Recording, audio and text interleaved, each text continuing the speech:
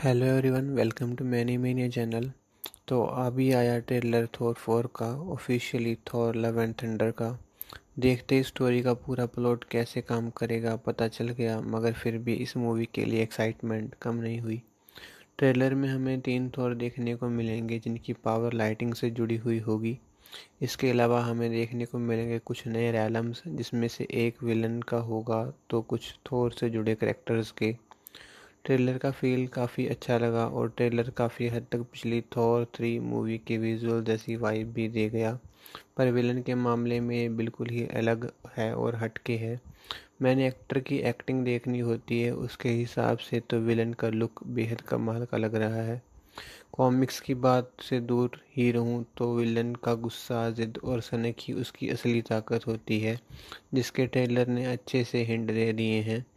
ये मेरी किसी ना देखे एमसीयू प्रोजेक्ट के ऊपर पहली क्रिएशन है, और ये इसलिए है क्योंकि मुझे कुछ और भी चाहिए।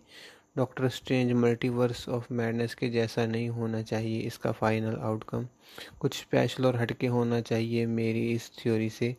ऑफिशियली दिखाए गए वीडियोस के मुताबिक मूवी की स्टार्टिंग आवाज़ से होगी, जो फोकस करेगी मेन कैरेक्टर के बचपन और जवानी के कारनामों के ऊपर। फिर ये कुछ मूवीज़ के ईस्टर एग्स और कॉल बैक देती हुई हमारे इमोशन को छूती हुई प्रेजेंट में आएगी और एक्टर के वर्कआउट को दिखाएगी। फिर उसके अंदर मचे तूफान को शांत करने की कोशिश उसे उस वक्त के साथियों से दूर करेगी, मगर उसकी ताकत के कारण हालात बदलेंगे और साथ ही अलग रास्ते हो जाएंगे। फिर एक नया सफ़र शुरू होगा एक्टर थॉर का।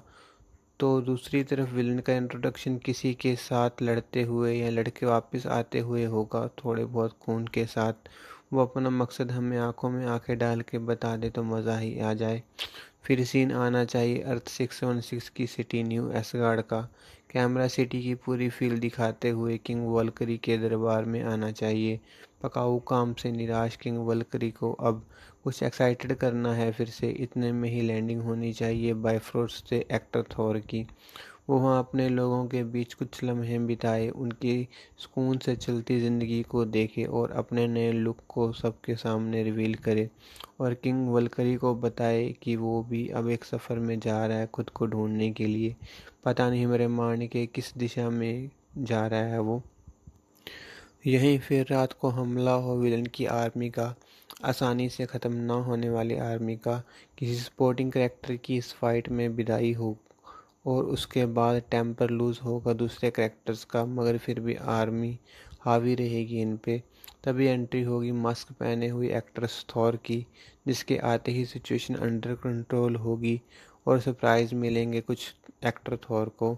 फिर रिवील होगा कि कोई गॉड्स को मार रहा है और न्यू एसगार्ड में भी मीटिंग के लिए बुलावा आया है।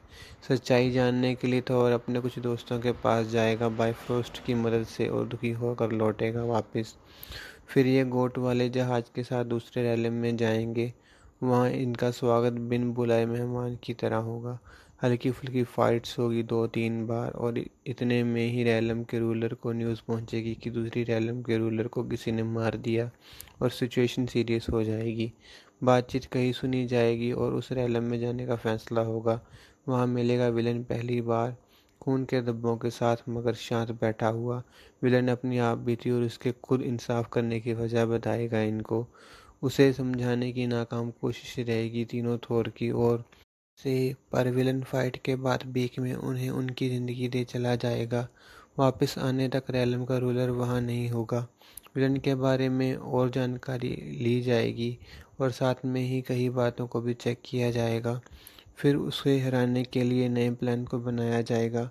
विलन के आलम में जाकर दो थोर उससे लड़ेंगे रोकेंगे, तभी एक्ट्रेस थोर नए वेपन के साथ वहाँ लौटेगी और फिर विलन को ख़त्म कर दिया जाएगा।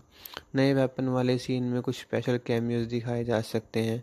फिर सब सुलझने के बाद दो घमंडी और तड़फते आशिक आपस में किस करेंगे 8 साल 8 महीने और 8 दिन के बाद। पोस्ट क्रेडिट सीन में इटर्नल से रिलेटेड या किसी कॉस्मिक एंटिटी से रिलेटेड हिंट मिल जाए तो मज़ा आ जाएगा। थैंक यू गाइस इसे सुनने के लिए।